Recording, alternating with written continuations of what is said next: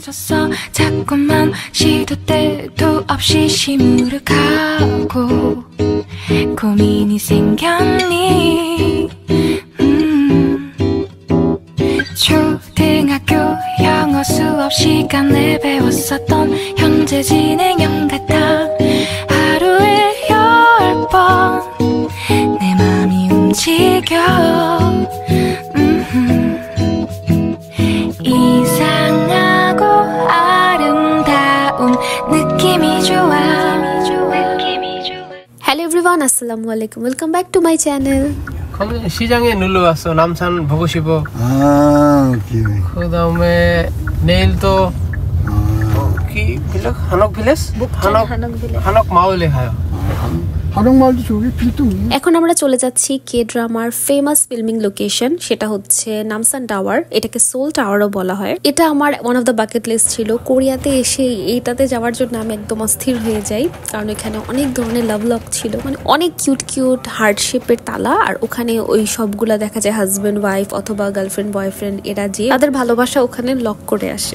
এমনকি আমি এটা শুনেছি যে যদি কারো ব্রেকআপ হয় ওই তালা আবার ওখানে যে ভেঙে আসে। এই জায়গাটা একদম একটা পাহাড়ের মতন উঁচা জায়গায়, তো ওই পর্যন্ত যাওয়ার জন্য যেভাবে করে বাসে করে আসলাম।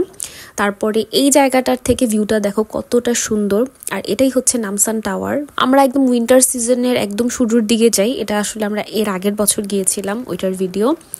এত বেশি ঠান্ডা ছিল তখন, মানে আমরা কাঁপতে কাঁপতে উঠি। তখন এরকম কোরিয়ার একটা বন্ধ চলতেছিল, 3-4 দিনের ছুটির মতন আমাদের দুইজনেরই ছিল। একসাথে ছুটি পাওয়াটা আসলে খুবই টাফ। আর যেহেতু আমরা ওখানে যে কিছুদিন থাকবো তাই আমাদের লাগেজ নিয়ে যেতে হয়, আর এটাই হচ্ছিল ভেজাল, কারণ বারবার এক জায়গা থেকে আরেক জায়গায় যাওয়া, এগুলো আসলে লাগেজ নিয়ে ঘোরাফেরা করাটা খুবই টাফ। যেহেতু আমরা সকাল সকাল যাই, আমরা আসলে নাস্তা খেয়ে আসি নাই। আর সব জায়গায় যেমন সিভিএস স্টোর গুলা থাকে ওখানেও ছিল, ওখান থেকে আমরা এই টি গুলা নিই, আর এগুলা কিন্তু গরম ছিল।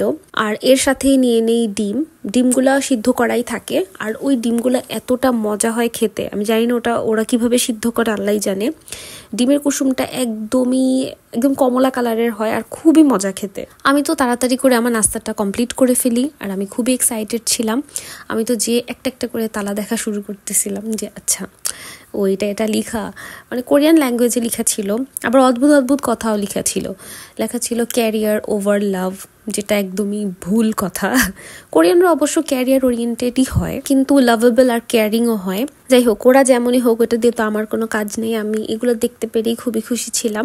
আর এটাকে বলা হয় প্রপোজ স্টেয়ার্স, আর প্রপোজ পয়েন্ট হচ্ছে যে হার্ট শেপ যে জায়গাটা দেখালাম সেটা। তো সবাই যে জাস্ট ছবি তুলে সরে যাচ্ছিল।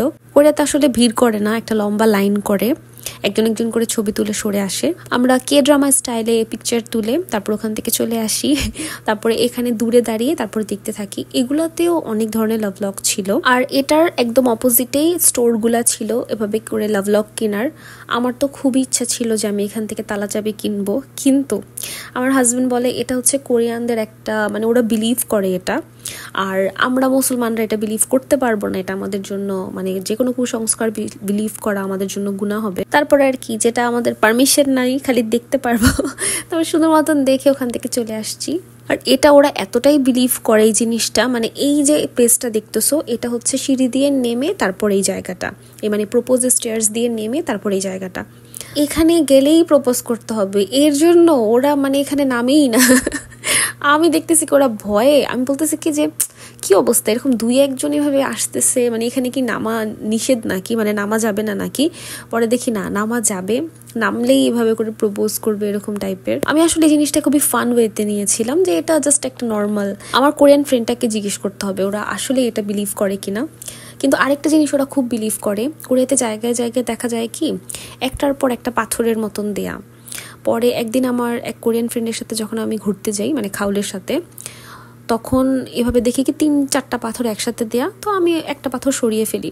পরে ও বলে কি না এটা সরানো যাবে না, এখানে কেউ উইশ করেছিল, মানে উইশ করে তারপর এরকম 3টা পাথর একসাথে রাখা।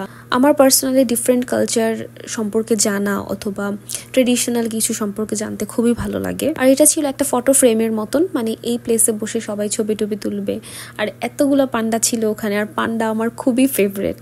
আর এটা হচ্ছে ওয়ার্ল্ডস ফার্স্ট এলইডি টানেল। এটা এখান থেকে দেখে না যতটুকু সুন্দর লাগতেছে, ওখানে এটা এতটা সুন্দর ছিল, মানে সামনাসামনি দেখতে খুবই সুন্দর। আর এই সোল টাওয়ারটার কিন্তু একদম টাওয়ারের উপরে উঠা যায়, ওখান থেকে ভিউটা মানে ফুল ভিউ দেখা যায়। আমরা আসলে একসাথে 2টা প্লেস সিলেক্ট করি, কিন্তু ওটা আজকে ছিল না, ওটা পরের দিন ছিল, মানে বুকচন হানক ভিলেজ, মানে কোরিয়ান একটা গ্রামে যাওয়াটা।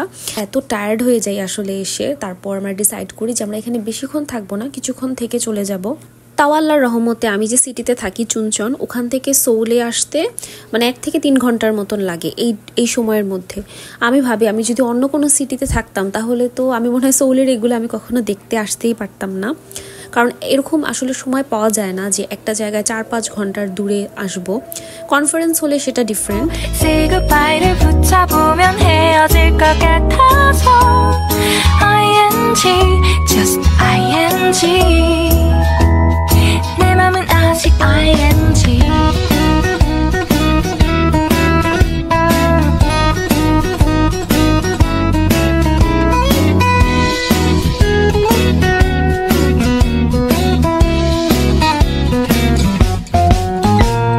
좋아한다고 보고 싶다고 그 말을 왜 못하니 후회할까봐 아파할까봐 망설이는 걸 এটা ছিল সন্ধ্যার দিকে এই টাওয়ারটার ফুল একদম কালার চেঞ্জ হতে থাকে, কিন্তু আসলে অনেক বেশি ঠান্ডা পড়ে আর ওখানে থাকার মতন অবস্থা হয় না। তারপর সেখানকারই একটা নিয়ারবাই হোটেলে আমরা থাকি। তাহলে যদি শুধু টুরিস্ট প্লেসগুলো দেখার জন্য আসতে হয় তাহলে এই ধরনের হোটেলগুলোতে থাকলে খুবই ভালো। তেমন এক্সপেন্সিভ হয় না, খুবই চিপ প্রাইসের মধ্যে হয়। 30,000-60,000 মানে বাংলা টাকার 3 থেকে 6,000 টাকার মধ্যে এই হোটেলগুলা। মানে জাস্ট তুমি এই রাতটা এখানে থাকবা, আবার সকালে উঠে আবারও ঘুরতে বের হবা।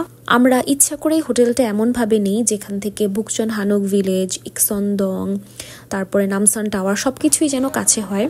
তো এখন আমরা আসছি ইকসনদংয়ে।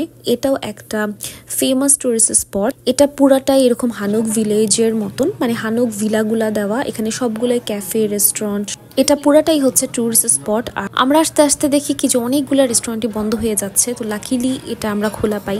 এটা একটা হানুক রেস্টুরেন্টের মতন ছিল, কিন্তু এটা ইটালিয়ান রেস্টুরেন্ট, আর ভেতরে পাস্তা, সি ফুড এগুলাই ছিল। সি ফুড প্ল্যাটারের আসলে কোনো তুলনা হয় না, এটা এত মজা হয়। আর পাস্তাটাও মোটামুটি ভালোই ছিল, কিন্তু বেশি চিজ দেওয়া ছিল, বেশি চিজে আবার মাতলা মাতলা লাগে, ভালো লাগে না। যেহেতু রাত হয়ে গিয়েছিল অনেকেই সিরিয়ালের জন্য দাঁড়িয়েছিল যে একটু পর থেকে আর অর্ডার আর নেওয়া যাবে না, পরের জন্য আমরা তাড়াতাড়ি করে খেয়ে উঠে যাই। রেস্টুরেন্টগুলো অনেক কিউটলি ডেকোরেটেড ছিল, এগুলোকে কিউট না হানবুক পরা। আর কোরিয়াতে মানে যে কোনো ক্যাফে বা রেস্টুরেন্ট হলেই ওখানে প্যাঁচার কোনো অভাব হবে না, মানে একদম বড় সাইজ থেকে একদম পিচ্চি ছোট ছোট প্যাঁচাও থাকবে। আর এখানে যে ছবিগুলো দেখতেছো, যে রেস্টুরেন্টটাতে খেলাম ওখানে অ্যাজ এ মেমোরি হিসাবে ছবি তুলে এখানে রাখতে পারবো, ওটা আমরা করি নাই, দরকার নাই। তারপরে আবার দেখলাম কি কি আছে এখানে, কোনো স্ট্রিট ফুড ট্রাই করা যায় কিনা। হাঁটতে হাঁটতে আমার চোখ পড়লো এই মিনি কিউট বুকের উপর। এটা এতটা কিউট, কিছু কিছুগুলো তো একদম মাইক্রো মিনি সাইজের ছিল। পর আমরা ডিসাইড করি যে আমরা এখানে অনেকগুলো স্ট্রিট ফুড আছে যেটা ট্রাই করতে এখন পারিনি, ওটা ট্রাই করব। তো আমরা কালকে আবার আসবো। আর এখন যে ভিডিওটা দেখতে পারতো সেটা কিন্তু অনেক রাত হবে, মেবি 11টা 11:30 বাজে এরকম হবে, কিন্তু তখনও এত কালারফুল ছিল আর সব জায়গায় এত সুন্দর করে লাইটিং করা ছিল, মানে দেখে না ফুল ম্যাজিক্যাল লাগতেছিল। এভাবেও তো হানক ভিলেজগুলোর উপরে তো মানে আমি অবসেসড। আমরা যেহেতু এই প্লেসটাতে ফার্স্ট টাইম আসলাম, আমরা জানতাম না আসলে কোথায় কি আছে, তো আমরা এভাবে ঘুরে ঘুরে দেখতেছিলাম। তো হঠাৎ করে আমার চোখ পড়লো আরেকটা কিউট জিনিসের উপর, যে সেটা হচ্ছে প্রিটিয়েস্ট অরেঞ্জ ট্রি। এটার ফুল সেট আপটা এত সুন্দর ছিল, আমি যদি জানতাম যে আগে এরকম কোনো গাছ আছে তাহলে, বা এরকম কোনো রেস্টুরেন্ট আছে যেমন এখানে ফুল এরকম সুন্দর ডেকোরেশন, আমি এখানে বসেই ডিনার করতাম, কিন্তু এগুলো সব বন্ধ হয়ে যায়। যাই হোক, তারপরে তার নেক্সট মর্নিং আমরা সকাল সকাল উঠে চলে যাই বুকচন হানক ভিলেজে। আর তার আশেপাশেই ছিল এরকম একটা কালচারাল এক্সপিরিয়েন্স করার জায়গা, ছোট ছোট গেমস ছিল, প্লাস আমি পিঙ্ক কালারের একটা হানবুকও পরি।